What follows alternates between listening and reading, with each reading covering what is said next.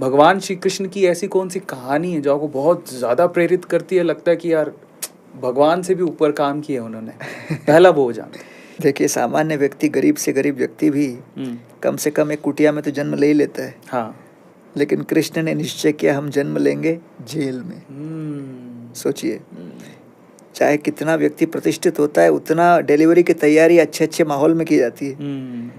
यहाँ पर पूर्ण पुरुषोत्तम भगवान सर्वशक्तिशाली ज्ञान घन आनंद घन चिद घन वो आ रहे हैं अपने समस्त शक्तियों के साथ। वो भी जेल में। वो प्रकट हो रहे कहाँ पर? मथुरा के कारागृह में। क्यों?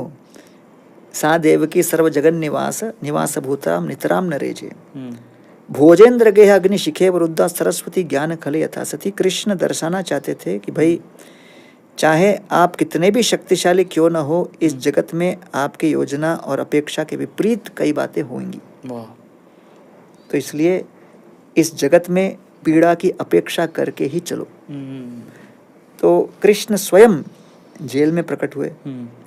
दूसरा, कृष्ण के पिता वसुदेव, उनके 6 पुत्र मारे गए कंस के द्वारा।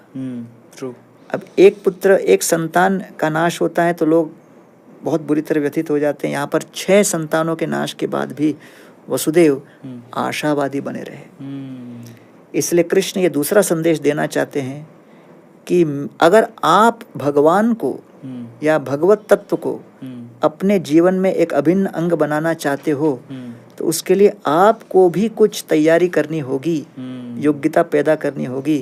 तो मेरे पिता को देखो, वसुदेव को 6 संतानों की मृत्यु के बाद भी वो आशावादी बने रहे और कृष्ण को हम अवतरित करेंगे इस संकल्प को लेकर चलते रहे। तो आशावादी होना, संकल्प के साथ कार्य करना, दृढ़ता पूर्वक कार्य करना, ये बहुत आवश्यक है।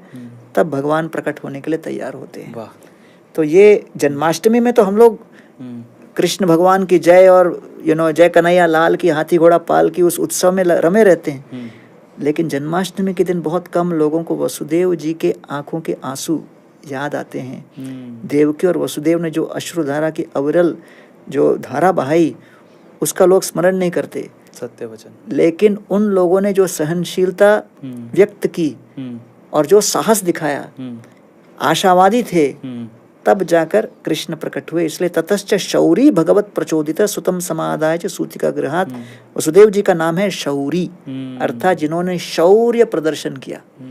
तो कहेंगे अरे शौर्य प्रदर्शन, उसने तो किसी को पराजित नहीं किया, एक भी युद्ध नहीं जीता, हाथ में अस्त्र ही नहीं लिया, शौर्य प्रदर्शन कैसा?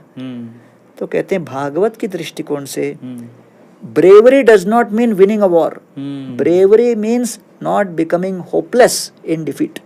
क्या बात है। You may be depressed, you may be discouraged, but don't feel defeated.